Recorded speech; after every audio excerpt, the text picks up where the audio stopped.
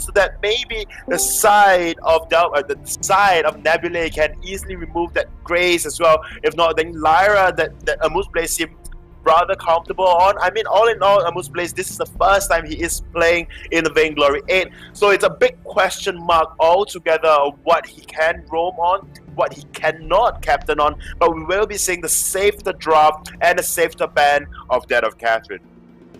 Yep, so Catherine once again being banned out, and for good reason. I mean, these bans, there's such powerful roams, and it leaves them with less options. Then this actually favors the side of J3X Inferno, who are on the blue side, because they have the first pick of which roam they want, and they chose Grace, which we know just another great roamer at the moment. Very aggressive play style, and it's got great CC and being able to just really jump onto your enemies and also peel for your own teammates with the Holy Nova. And you can't forget the heal that comes through, especially after you can get Echo on that heal, and you've just got two big bursts of heal.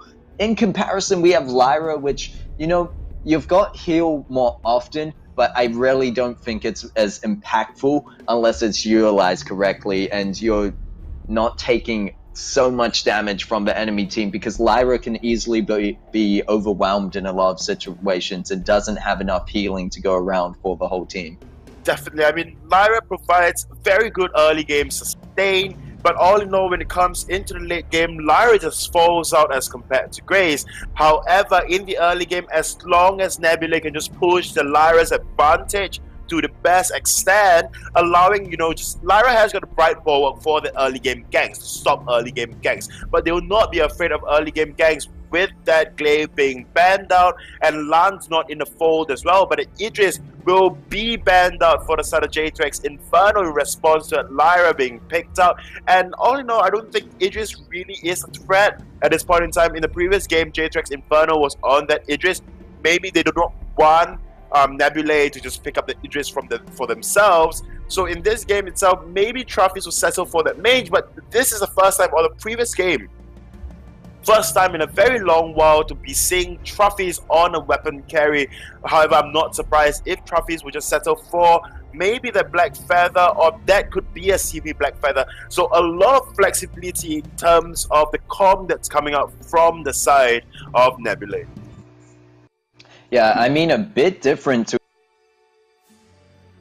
we actually saw in an up way with Glaive being banned out first, but Idris second, but this leaves Scarf open onto the fold, and it will be picked up indeed. A very good pick for them to go with, and I'm sure alongside that, I was actually going to be expecting someone a bit more frontline, but I guess with the Black Feather already picked up, they're going to go for the Vox pick instead, which Vox is a very good late game hero as well. So you can see the synergy that's going to be able to work there. And Grace will probably have to more so just focus on protecting the Scarf, and Vox will be more so on his own, just using his own abilities, his Sonic Zoom, to get out of those situations. And yeah, I think that could really work out well. I like the team comp coming out from J3X Inferno this time a lot more than the previous match. But to finish off Nebulae's team comp, they've gone for the Kestrel pickup. And I guess this, depending on which hero goes CP and which goes weapon power, can work out either way. I would prefer to see a weapon power Kestrel personally, and then a CP Black Feather. They just would have so much burst available to them, and if they're able to jump onto the backline and get past that Grace, they should be able to have a pretty easy game, especially with Lyra able to put the Imperial Sigil up in that front line with them as they dive in, at least more so for Black Feather diving in, would really work out well for them. But we'll have to see how it goes as we go into this second match between J3X Inferno and Nebulae. So, Luxuria, as always, which team are you looking for in this second matchup?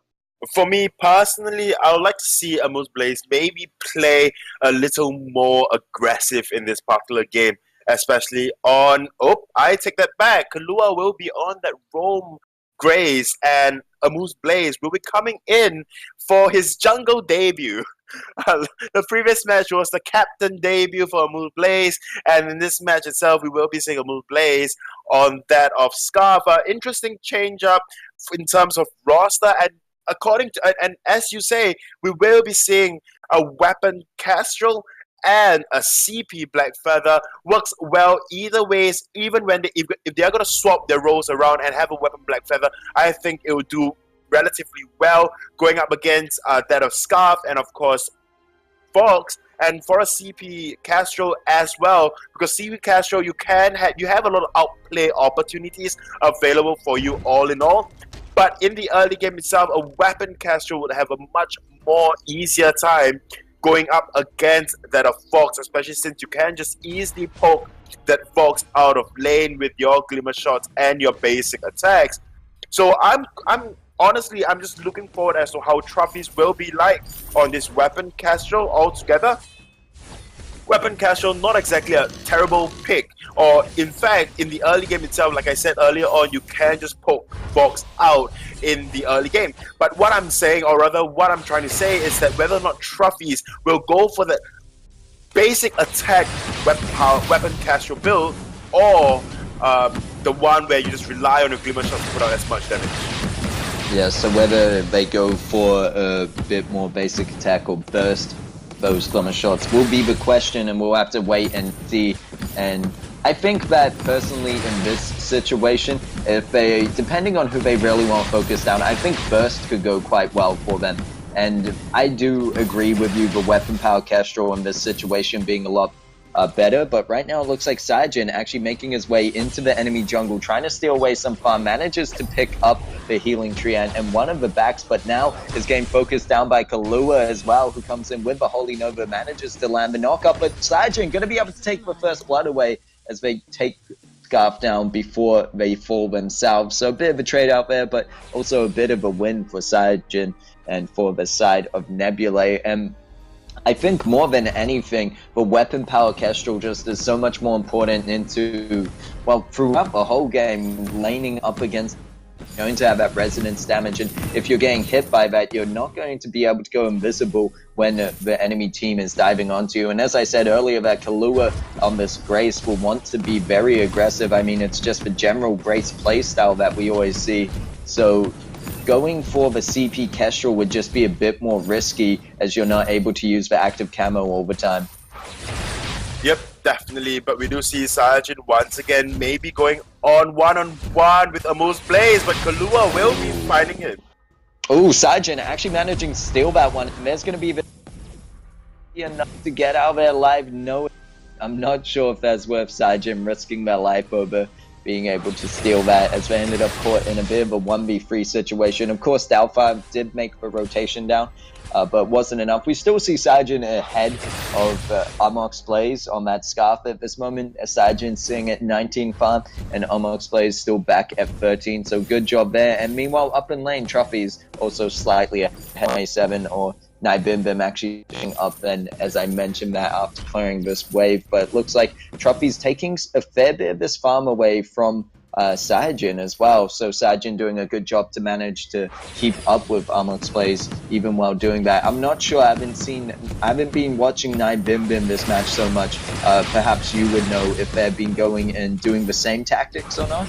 Nah, Bim has been very religiously just sticking onto lane, and honestly, Amu's Blaze on this, his name is so weird to say, but Saiyajin once again. Saiyajin getting caught out in this, might be able to escape, and it looks like they will. I'm not sure, it's just the rotation coming out from the side of J3X Inferno. They keep going down through that enemy jungle tri-bush and managing to catch out Saiyajin. There's going to be the bright ball to keep the enemies away for now, but Kahlua going to jump in there with a Holy Nova, manages to knock up Saiyajin, and Saiyajin is going to go down to the goop, and Scarf managing to pick up that overall for them, and now looking to push with the man advantage. I think Amok's Blaze may stay up in the lane at least to clear it, and no, they're going to go in completely. There's the Spitfire into the goop. Kahlua going very deep, however, will get punished for it, gets stunned out and killed, and now Doubtfire needs to be careful, taking a fair bit of damage from Amok's Blaze there, and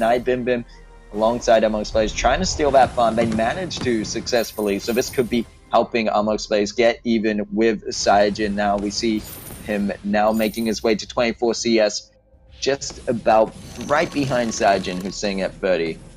Yep, although Sarge had been caught out up to about 3 times in the entirety of the game, but all in all, he is doing relatively well for himself, picking up a Shatter Glass 5 minutes in, not the fastest Shatter Glass I've seen, but all in all, it just pays off well. Amos Blaze still yet to get the tier 3 item, probably will settle for the Frostburn, and there you go. We see a Frostburn being picked up by Amos Blaze. And at this point in time, with level 6 and the Shatter Glass being picked up, Sajin can definitely put out a lot of pressure in dead of lane against Naibimbu. Well, we'll see that just here as they dive in from out.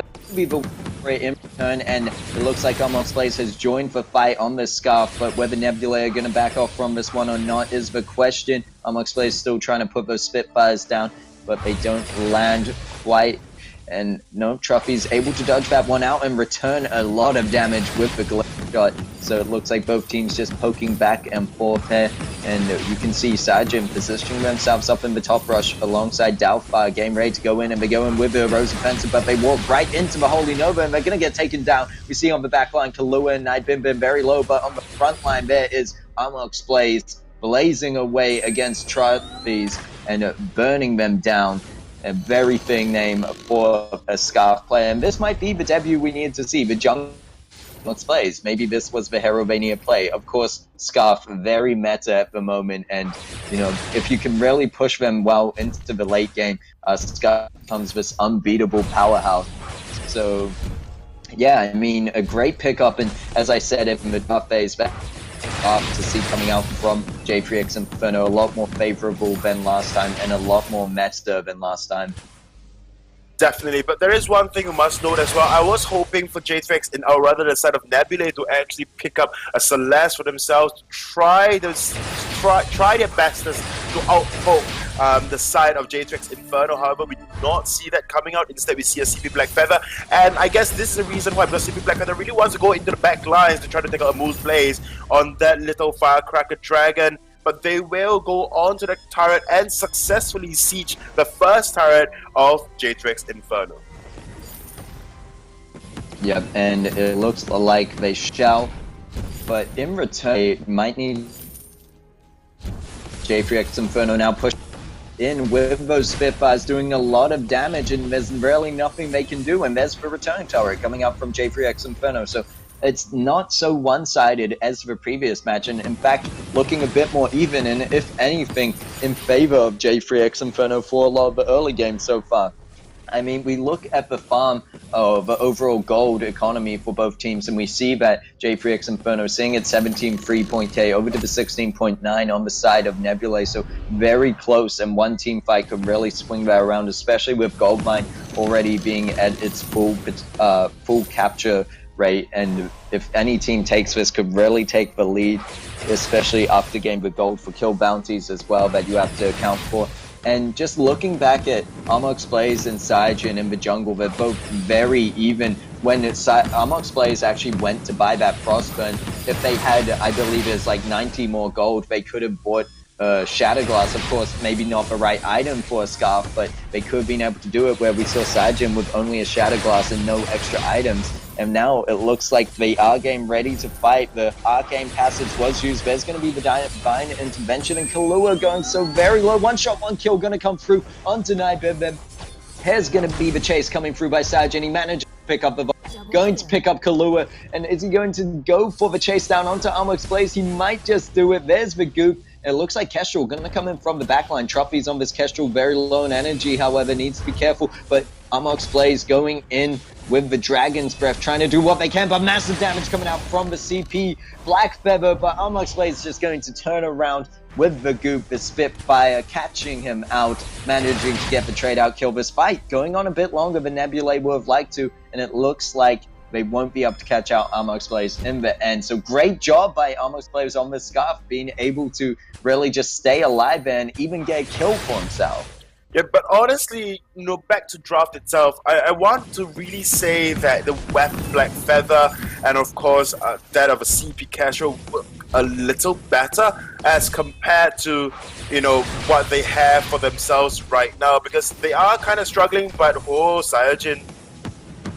Yep, it looks like Sajin going to back out of that fight and just so much damage coming out from both teams at this point, and it's a very exciting match to watch when it's so close. Of course, I said before, looks like it's slightly in favor of J3X Inferno at this point, but really when you look at the kills, you look at the gold, it's barely any different. Yep, I mean, all in all, they are looking rather even for both Nebulae and the sort of J3X Inferno. I must say, Amuse Blaze on this card definitely putting out a lot of work, as with those glimmer shots that's coming out from trophies as well. Yep, and Divine Intervention is used on Nightbim.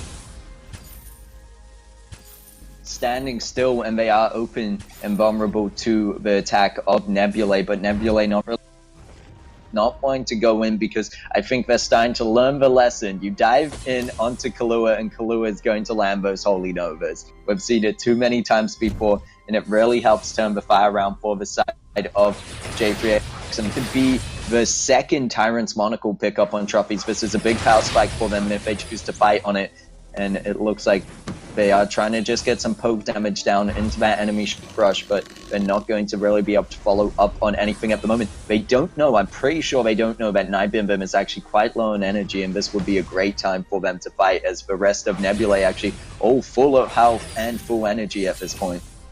Yep, I mean, they can definitely go in for a team fight right now. Nightbim is just clearing wave alone in that of the lane, but all in all, they will just back off. They will respect the fact that Amuse Blaze on that Scarf has got a ton of damage under those Dragon's Breath or even Spitfire and good combo. And they will respect that, they will back off, but all in all, like on my point before that, I personally think that a Weapon Black Feather would have just done so much better in some of this team comp and the execution of the team comp, only because Weapon Black Feather generally settle for a Breaking Point, Serpent's Mask, and will tank up, whereas for a CP Black Feather, your Broken Myth, your Shattered Glass is very prioritized over those defense items, and you can't quite stay in team fights for a very long time, as the bulk of the damage will come out from your on point, which will make you very similar to that of trophies on that of weapon Castro, where the bulk of damage will come out from those glimmer shots and not your basic attacks. However, the side of Nebulae may be looking for something right now, just pushing the wave in 420, blaze it, that damage onto Kahlua on that Grace. Yeah, and we see Nightbim coming up back line. Yeah. Damage for it. Sajin, however, low on defense, only with that light armor, is going to take a lot more from that box, who's diving in there with a Divine Intervention coming up to them. It's a great combination there as he's able to get into the backline and still remain healthy enough, and Kahlua going to jump in, trying to follow through, not able to land the Holy Nova as Sajin and Doubtfire are running away, but Spitfire does manage to land onto Doubtfire. And now they're going to have to be careful as the side of J3X Inferno trying to push onto this turret. They only have half a minion. It's not going to be enough, but Kahlua not afraid to jump in there. There's going to be the bright bulwark to stop them from escaping, but they're going to manage to anyway, and now turning their attention to this gold miner. Finally, the gold miner that's been full, and no one's taken it for so long. J3X Inferno finally finding the opportunity to do so, and the one-shot, one-kill will get blocked out. Scarf managing to secure that one for their team, but whether Nebulae are looking for some kind of compensation, some kind of revenge at this point, we'll have to see, as Truffy's going in deep on that weapon power Kestrel. Yep, but they will just back off altogether, and in the end, there is really nothing much aside of Nebulae can do now. They have a very strong siege comp with the CP Black Feather, all in all, but I think their priority really should protect Truffy's. I mean, looking at Truffy's build, he is going full glass cannon at this point in time. Sorrow Blade into Tyrant's Monocle, double Tyrant's Monocle, and going into the Bone Sword, but Truffy's now. Yeah, it looks like they are going to get jumped. Doubtfire actually the one lowest. Nebula. Bull and Truffy's not really finding the glimmer shots they need to. There's not enough return damage coming out from the side of Nebulae, even though they have the potential to do so. You see how much Sajin can put out, but just doesn't have the opportunity to get in there and really show it. It does manage to steal that camp away, or secure it, I should say, as it was their own in the first place to begin with. But in another 5 seconds, we will see the Kraken coming up onto the fold, and Just seeing how much damage J3X Inferno can put down at the moment, I wouldn't be surprised if they try sneak one out behind the side of Nebulae. I mean, at this point in time, they are, and they have a team comp that can take objectives relatively fast. I mean, maybe even faster as compared to the side of Nebulae, but all in all, they are very cautious and cautious in terms of how they are going into team fights, in terms of how they are playing, including the side of Nebulae, who can obviously put out so much damage, trophies at least, on those glimmer shots in which he's not finding at all. And his basic attacks, he don't really have to just rely purely on those glimmer shots to put out outrageous amount of damage. His basic attacks will hurt and will hit like a truck. And Sergeant really has to learn to just go in and not just play like a mage with those on point. Granted, that is where your bulk of the damage is. But as a Black Feather, really you want to fight in the front line, maybe just taking out Nibim on that of Fox, or even just dive into the back lines. Wait for it comes out. Ooh, Kahlua going in deep now is going to be up to to clean up the kill, helping them secure trophies, and they're now following through, trying to pick up Sergeant on Doubtfire, who's very low, manages to get hit by the Spitfire as Ammox Blaze picks it up, and the ace going over to Nibim and the side of J3X Inferno. They're now going to be able to take a Kraken and possibly the anchor turret as well, as there's still another 7 seconds before trophies is up. They get that tier 2 turret to start with, but they're not going to push in the minions anymore. Instead, Nibim going to go back to the Kraken to help his team, but it's basically captured already, where the trophies is going to do an amazing one-shot, one kill. No, it doesn't look like it, and J3X Inferno already doing a great job of body blocking for that Kraken. That one-shot, one kill, however, to land on Nibim on this Fox, but Fox will just all be well. Dandy healed up by that mid-treant and will go alongside Kraken for the siege and possibly able to just end this game out. It's looking rather even. I don't want to say it's looking rather even, but it's just a reflection of deja vu of the previous match, where Nebulae was just on top of the line, on top of the foot chain, and in this game itself, we have J3X Inferno on that foot chain and be the praise at this point in time. And we do see the amount of damage that the side of Nebulae has, but they are just so hesitant into, you know, just devoting and committing into any team fights and just allowing the side of J3X Inferno hold that damage on Nibim though. But Nibim going to get healed up with the Divine, and J3X Inferno not the unaggressive the Kraken in, and they're only going to be able to get the turret out there. They did get the second base turret though very low on HP, so it still is kind of worth for them to have that Kraken. I mean, they'll have another opportunity in a few minutes to take Kraken again, but really not making the most out of that Kraken push and providing the side of Nebulae with an opportunity for comeback, especially into the late game. I understand that Ammox Blaze on this Scarf and Vox, Nibim on this Vox, both very good late game heroes, but you know, anything can happen. If they're caught out misposition and Nebulae are able to pick up on those mistakes, then you know, they might be able to turn this one around. They have the damage on the side of Nebulae, they just need to utilize it. And meanwhile, for J3X Inferno, they had the objective control with that Kraken. They just needed to utilize that if they wanted to shut it out. Oh, Doubtfire will be caught out. Caught out on their own. Uses the Arcane Passage to get out there. Ammox Play is going to follow through. The wait for it was used, but they're not going to be able to find Doubtfire as they managed to run away. But now that does mean that Arcane Passage is not available, and it looks like they might even catch out Trophies here. Trophies on the backline going down to the Vox, and Ammox Play is going to pop that Dragon's Breath, chasing down the Black Feather, who managed to land the on point and uses the Imperial Sigil to get away. But look at this now. J3X Inferno have an easy job of pushing through back and finishing off, pushing through this tough, finishing off what Kraken had started, and it's up to Sergeant to put down the damage and force away J3X Inferno, but they have too much damage they're putting down in return. They're going to be able to take the turret. Looks like they should be able to take the crystal. Sergeant going to jump onto Nibim, and they manage to take him down, but Scarf, meanwhile, on that backline, unchecked and unmanned, manages to take down the crystal. And this time, J3X Inferno coming through with the win, 11-5 kills at 19 minutes 55 in. And this is the issue, as we all can see. The amount of damage that Trophies can put out onto Kahlua or the entirety of J3X Inferno was just so great, but they are just so hesitant into committing into team fights. I'm not sure as to because Cyajin is not tanky enough to go in, or even in the early game after the Shatter Glass, one should genuinely want to build, you know, your first reflex block or certain shieldings or armor against the one that you want to jump onto, but that didn't quite happen. And instead of J3X Inferno just put out such good performance, pushing the advantage and just capitalizing on every small mistakes that, you know, Nebulae is just putting out.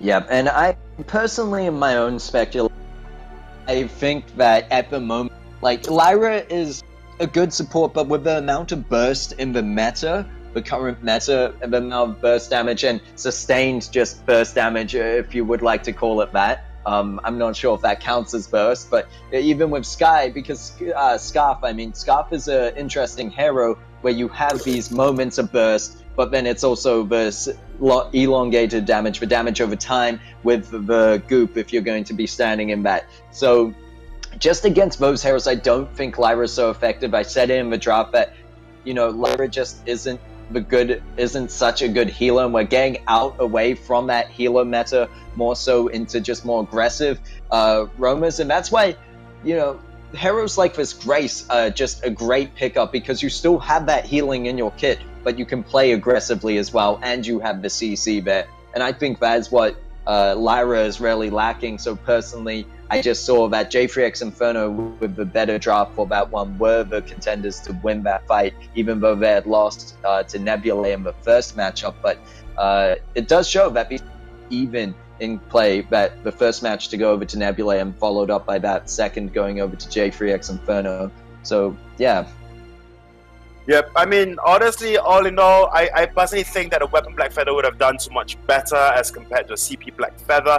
And then, of course, you have to put that Castro in that of the jungle to run its CP. But all in all, what is done is done. Good luck for them for the next game, which will not be streamed, and they will be playing it offline.